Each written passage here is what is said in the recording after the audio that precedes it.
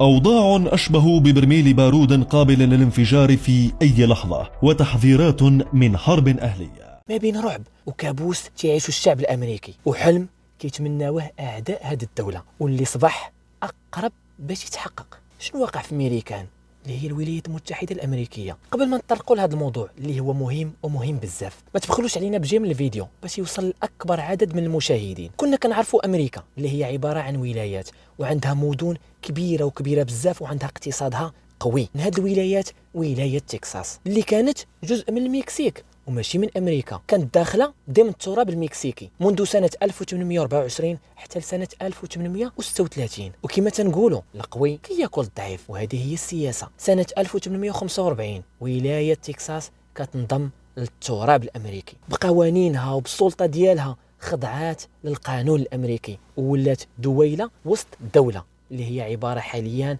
على ولاية والاسم ديالها ولاية تكساس. واحد المقولة معروفة عندنا، شتا تقول؟ واش كاين شي مشكل ولا نديروه؟ هادشي كيسحب لينا غير عندنا، صدق حتى عندهم كانوا الناس عايشين في امن وامان، حتى خرجت حكومة بايدن اللي هو الرئيس الامريكي حاليا بواحد القانون اللي كيبرز فيه القوة والسلطة ديالو على ولاية تكساس لا غير. هذا القانون كيعطي السلطه الفيدراليه ديال بايدن انها تتدخل وتنزع وتحيد الاسلاك الشائكه اللي كتحمي الحدود في الشريط الساحلي ما بين ولايه تكساس والمكسيك. المكسيك معروف عليها التجار في البشر، التجار في الممنوعات، وما كاين غير حرب العصابات على طول الشريط الساحلي الحدودي ما بين ولايه تكساس والمكسيك. اذا من الطبيعي ان هذه الولايه تحمي راسها وتامن الحدود ديالها، وبزرعها لهاد الاسلاك غادي تحمي الشعب ديالها. الحاكم ديال ولايه تكساس غريغ ابوت ما تقبلش القانون، لا هو لا السكينه ديالو، وضد في هذا القانون قرر يرسل الحرس الوطني للحدود باش يراقبوا المشاكل ديال الهجره بينهم وبين المكسيك ويزيدوا يوضعوا الاسلاك الشائكه بيناتهم. في الوقت الثاني اللي قضات المحكمة العليا الأمريكية بأن الحرس الحدودي الفيدرالي، وكنقصد أن الحرس الحدودي الفيدرالي هو اللي كيمثل الجهاز ديال الدولة، كيمثل الجهاز ديال أمريكا كامل، ممكن ليهم عندهم السلطة